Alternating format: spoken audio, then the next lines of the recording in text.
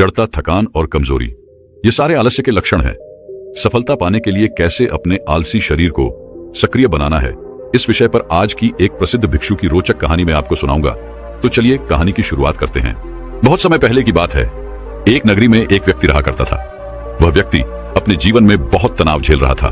उसका पूरा जीवन मानो तनाव से ही भरा था। वह चिंतित रहता और शांत रहता था, क्योंकि उसे आलस करने की आदत थी। उसे ऐसा लग रहा था कि मानो उसका पूरा जीवन इसी तनाव में गुजर जाएगा। जब उसकी शादी नहीं हुई थी तो उसे शादी करने का तनाव था। शादी हो जाने के बाद अच्छी नौकरी और रुपए पैसे कमाने का तनाव उस पर बढ़ गया। जैसे तैसे उसे एक नौकरी मिल गई और वह कुछ पैसे भी कमाने लगा। लेकिन उसके बाद उसे और उसकी पत्नी को कोई बच्चा नहीं हो रहा था, जिस कारण उसका तनाव और बढ़ गया। कुछ सालों बाद उसके जीवन में खुशी की लहर आई। उसकी पत्नी ने एक बेटे को जन्म दिया। लेकिन अब उस बेटे के जन्म के बाद उसे अपने बेटे की भविष्य की चिंता सताने लगी। उसका तनाव और ज्यादा बढ़ गया। उसकी जिंदगी मानो एक तनाव बनकर रह गई थी। वह इस तनाव से किसी भी हालत में छुटकारा चाहता था। वह अपने जीवन को खुशी से जीना चाहता था। इसीलिए एक दिन वह अपने घर के बाहर बैठकर यही सब सोच रहा था कि वह अपने जीवन को कैसे खुशहाल बना सके, कैसे वह अपने उन सपनों को पूरा कर सके जिससे उसका भविष्य सुधर सके। तभी अचानक उसके सामने से कुछ सन्यासी गुजरे। उसने उन सन्यासियों को देखा जिनके मुख पर प्रसन्नता थी, जिनके मुख पर किसी प्रकार का कोई तनाव नहीं था। चेहरे पर वह तेज, वह शांति देखकर वह मंत्रमुग्ध हो गया। उस व्यक्ति को लगने लगा कि सन्यासियों के जीवन में कोई तनाव नहीं है, उनके जीवन में कोई कार्य नहीं है, केवल भिक्षा मांगो और चैन से जियो, और शायद यही सबसे सर्वोत्तम जीवन है। ये सारी बातें उसके मन में घर कर गईं। वह दिन रात इनके बारे में सोचने लगा, विचार करने लगा, और आखिरकार एक दिन उसने फैसला लिया कि वह अपने घर परिवार को छोड़ देगा और एक सन्यासी बन जाएगा।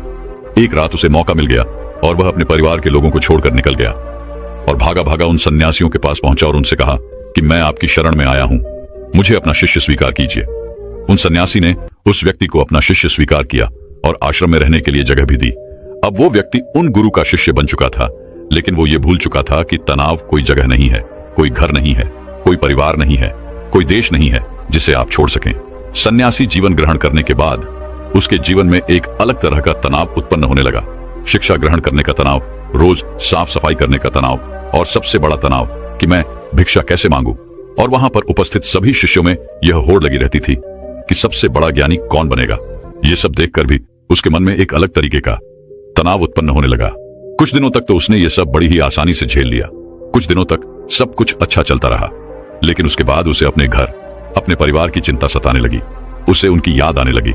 तब उसे यह एहसास हुआ कि जो इस तनाव को यहाँ पर झेल रहा है, वैसा ही तनाव उसके सांसारिक जीवन में भी तो था। उसने फिर एक बार फैसला किया कि वह इस सन्यासी जीवन को छोड़ देगा और अपने घर, अपने परिवार के पास वापस लौट जाएगा। एक रात फिर उसे मौका मिला और वह आश्रम छोड़कर जैसे ही बाहर निकल रहा था कि तभी वहां के गुरुवर ने उसे देख लिया और उन गुरुवर ने उस व्यक्ति से कहा, पुत्र तुम कहां जा रहे हो? इस पर वह व्यक्ति कहता है गुरुवर, मैं संसारी जीवन में बहुत तनाव झेल रहा था और उसके बाद मैंने आप लोगों को देखा। मुझे लगा कि सन्यासी जीवन सर्वश्रेष्ठ जीवन है, जहां पर कोई तनाव नहीं है। इस कारण मैं सन्यासी बन गया, लेकिन यहां पर भी रहने के बाद मुझे उस तनाव से मुक्ति नहीं मिली और मैं तो इससे छुटकारा चाहता था, लेकिन वो मुझे यहां पर नहीं मिला। इसलिए मैं यहां से वापस जा रहा हूं अपने घर, अपने परिवार के पास। उस व्यक्ति के मुख से ये सारी बातें सुन उन गुरुवर ने कहा, बेटा तुम जा सकते हो, लेकिन अपना तनाव यही छोड़ के चले जाओ। यदि तुम वापस यहां से वो तनाव लेकर अपने सांसारिक जीवन में जाओगे तो तुम कभी खुश नहीं रह पाओगे, और फिर तुम्हारा यहां पर आने का फायदा भी क्या हुआ। गुरुवर की ये सारी बातें सुन वह व्यक्ति कहता है गुरुवर, क्या आप सही कह रहे हैं? क्या मैं यह तनाव यहीं पर छोड़कर जा सकता हूं? क्या मुझे इस तनाव से मुक्ति मिल सकती है? इस पर उन गुरुवर ने उस व्यक्ति से कहा, हां क्यों नहीं, लेकिन उससे पहले तुम्हें मेरे लिए एक काम करना होगा। तुम किसी एक ऐसे व्यक्ति को ढूंढ लाओ जिसके जीवन में कोई तनाव ना हो, कोई समस्या ना हो, वह अपने जीवन खुश और खुशहाल तौर पर जी रहा हो। जब तुम ऐसे किसी व्यक्ति को मेरे पास ले आओगे तो मैं तुम्हें चिंता और तनाव से मुक्ति दिला दूंगा और तुम वापस अपने घर की ओर जा सकोगे। फिर तुम भी अपने जीवन को खुशी और खुशहाल तौर पर जी सकोगे। गुरुवर की यह सारी बातें सुन वह व्यक्ति बड़ा ही प्रसन्न हुआ और एक ऐसे व्यक्ति की तलाश में निकल पड़ा जिसका जीवन खुशी और खुशहाली से बीत रहा हो, जिसके जीवन में कोई तनाव ना हो, जिसके जीवन में कोई चिंता ना हो। वह व्यक्ति कई गांव में गया, कई नगरों में घूमा, बहुत से लोगों से मिला, अनेकों दरवाजे खटखटाए, लेकिन उसे ऐसा कोई आदमी नहीं मिला जो यह कह सके कि उसके जीवन में कोई तनाव नहीं है, उसके जीवन में कोई चिंता नहीं है, बल्कि तनाव और चिंता की बात करते ही लोग उसे अपनी समस्याओं के बारे में और बढ़ा चढ़ाकर बताया करते थे। वह उसे अपनी चिंताओं और तनाव के बारे में कुछ ऐसे बताते मानो सबसे बड़ी समस्या उन्हीं के सर पर मढ़ दी गई है। धीरे धीरे कई दिन बीत गए, लेकिन उसे ऐसा कोई व्यक्ति नहीं मिला जिसके जीवन में कोई तनाव ना हो। तभी उसे एक दिन एक व्यक्ति मिला और उस व्यक्ति ने उस शिष्य से कहा, इस पूरे संसार में केवल एक ही ऐसा व्यक्ति है जिसके जीवन में कोई तनाव नहीं होता, जो चिंता रहित होता है, और वह है शराबी, जिसे किसी बात की कोई चिंता नहीं होती, जिसे कोई बात का तनाव नहीं होता। वह तो बस मस्त रहता है। जब उस शिष्य ने उस व्यक्ति के मुख से ये सारी बातें सुनी तो वह शिष्य एक शराबी व्यक्ति के पास गया और उससे जब उसने यह पूछा कि क्या तुम्हारे जीवन में कोई तनाव है, तो शराबी ने नशे में यह कहा कि यह तनाव क्या होता है, यह तनाव किस चिड़िया का नाम है, मुझे नहीं पता। यह सुन शिष्य बड़ा ही प्रसन्न हुआ। उसे लगा कि उसे अब वह व्यक्ति मिल चुका है जिसके द्वारा वह चिंता मुक्त हो सकता है।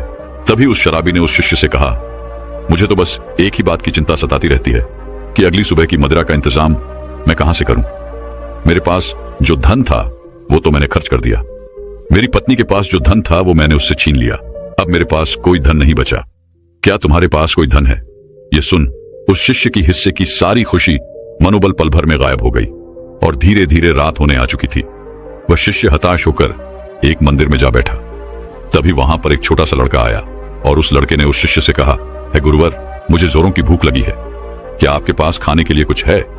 इस पर शिष्य कहता है, इतने छोटे से बालकों और तुम्हें अभी से चिंता सता रही है तो बड़े होकर तुम्हारा क्या हाल होगा।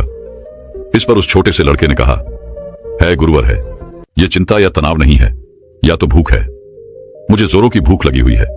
यदि आपके पास खाने के लिए कुछ है तो कृपया करके मुझे कुछ दे दीजिए।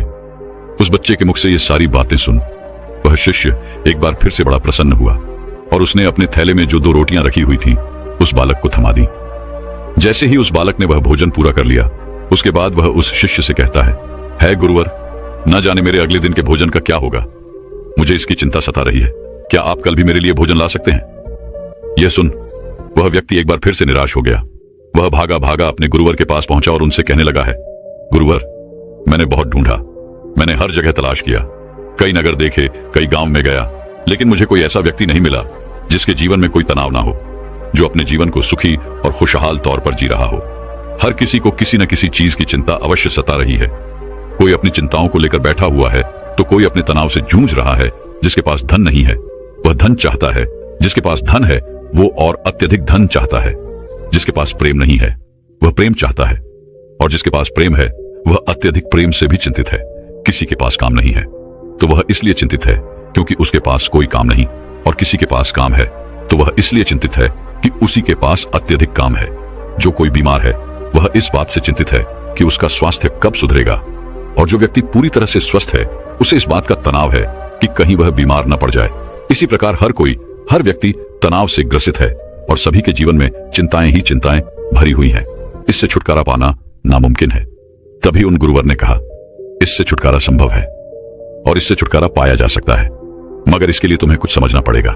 इस पर वह व्यक्ति उन गुरुवर से कहता है, क्या है गुरुदेव, मुझे ऐसा क्या समझना पड़ेगा? मैंने हर जगह देखा, कोई ऐसा व्यक्ति मुझे नहीं मिला जिसके जीवन में कोई तनाव ना हो, तो आप मुझे कैसे चिंता मुक्त कर सकते हैं? इस पर गुरुवर ने कहा, जो मैं तुम्हें समझाने की कोशिश कर रहा हूं उसे तुम ठीक से समझने की कोशिश करना।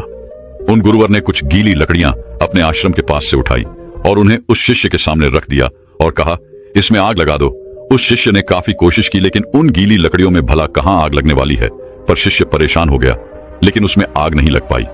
इस पर उसने गुरुवर को कहा, है गुरुदेव, इन गीली लकड़ियों में आग नहीं लग सकती, इसमें आग लगाना संभव ही नहीं।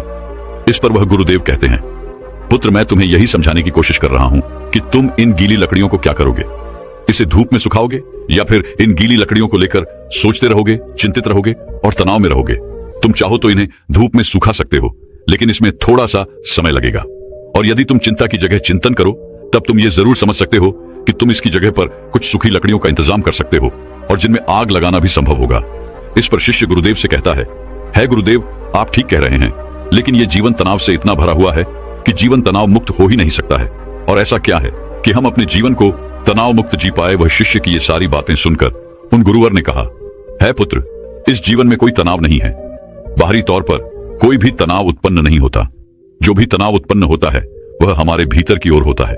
चिंता तुम भीतर की ओर करते हो, और जहां चिंता और तनाव उत्पन्न होता है वहां सफलता नहीं होती, कार्य सही नहीं होते, हमारी मानसिक स्थिति भी सही नहीं होती, जिस कारण हमारे सारे कार्य बिगड़ने लग जाते हैं और हम और भी ज्यादा तनाव महसूस करने लगते हैं और भी ज्यादा चिंतित रहने लगते हैं।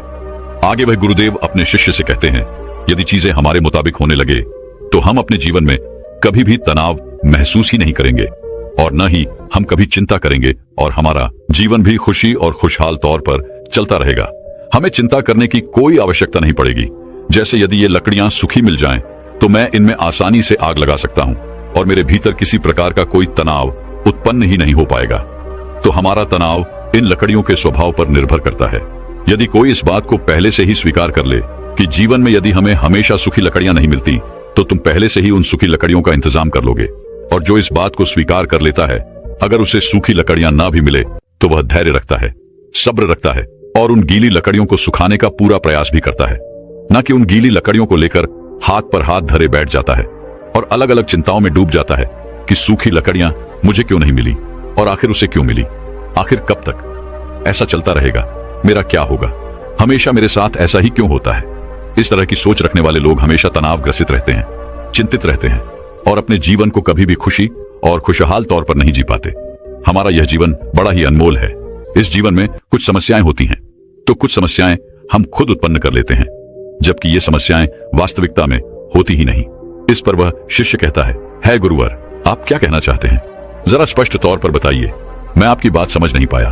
तभी वह गुरुर कहते हैं, अच्छा मुझे ये बताओ, तुम अपने परिवार को छोड़कर यहाँ पर सन्यासी बनने क्यों आए थे? शिष्य ने कहा, गुरुवर, मेरे जीवन में बहुत तनाव था। इसका जवाब देते हुए गुरु ने कहा, तो क्या इस जीवन में कोई तनाव नहीं है? इस पर शिष्य ने कहा, है गुरुदेव, यहाँ पर भी तनाव है, जिस कारण मैं यह सन्यासी जीवन छोड़कर वापस अपने परिवार के पास लौटना चाहता हूँ। तभी गुरुवर ने कहा, अगर तुम्हारे भीतर हर एक कार्य को लेकर यही भाव उत्पन्न होता रहेगा कि मैं यह कैसे करूंगा, यह मुझसे होगा या नहीं होगा, या फिर मैं यह कर पाऊंगा या नहीं, मैं इन चीजों का सामना कैसे करूंगा, यह मुझसे नहीं होता और मेरे साथ ऐसा ही ऐसा क्यों होता है, ऐसा ना होकर वैसा हो जाए, मुझे कोई देख ही ना पाए, मैं छुप जाऊं, किसी का मेरे ऊपर ध्यान ही ना जाए, अब मेरा क्या होगा और मैं ये कहां पर आकर फंस गया। ये सारे भाव तुम्हारे मन के हैं। ये सारे भाव तब भी तुम्हारे मन में उत्पन्न होते होंगे जब तुम होते परिवार के साथ थे, और जब तुम यहां पर आए तब भी तुम्हारे अंदर ये सारे भाव उत्पन्न होते होंगे।